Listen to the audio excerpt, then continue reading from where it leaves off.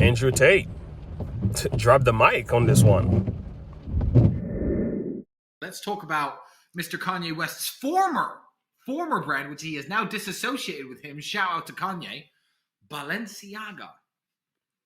Yeah, so anyone who's not familiar with what has happened, they put up a advertising campaign with children holding bondage teddy bears, and then people started looking deeper into their images and noticing that books in the background were written by pedophiles, and they were finding other names in the background of their images that you Google, that person has taken illicit photos of children, etc. So basically, Balenciaga is rife head to toe with these little hidden cookies, all linking to child molestation, and pedophilia. Let me tell you something. If I have a little girl, I would never let her do any kind of modeling because that business is just filled with pedophiles and degenerates. But if I sent her on a photo shoot, thought my little girl's going to shoot for Balenciaga, that's good, and told her mother to go take her down to the photo studio, and she came back holding teddy bears in BDSM sexual bondage gear, I'd lock and load.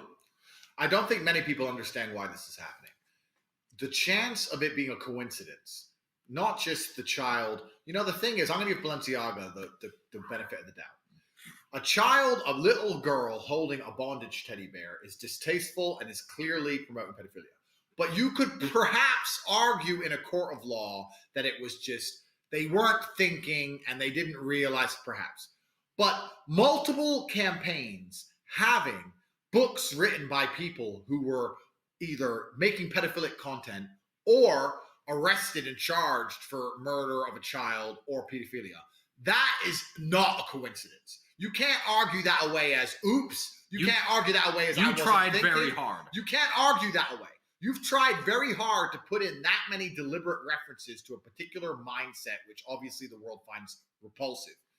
Therefore, by extension, you have to understand that if it was done on purpose, which as we've just deciphered, it must have been, why are they doing this? And I don't think many people understand why a brand like Balenciaga would so openly show the world that they are trying to promote pedophilia. Tell them. I'll tell them why. So some could argue that they're trying to advertise it and encourage it. Normalize. And that is the case. That is what they're trying to do. But it actually goes a level deeper than that. Satanists, people who worship Satan, believe in karmic retribution. They believe that they can suffer the consequence of lying and tricking you.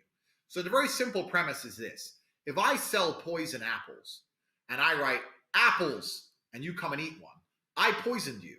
But if I sell poison apples and I have a sign that says apples, they're poison, and you come and eat one, you committed suicide. I haven't murdered you. You've committed suicide. That's what Satanists believe. Satanists believe by telling you what they're doing, they don't have any karmic retribution.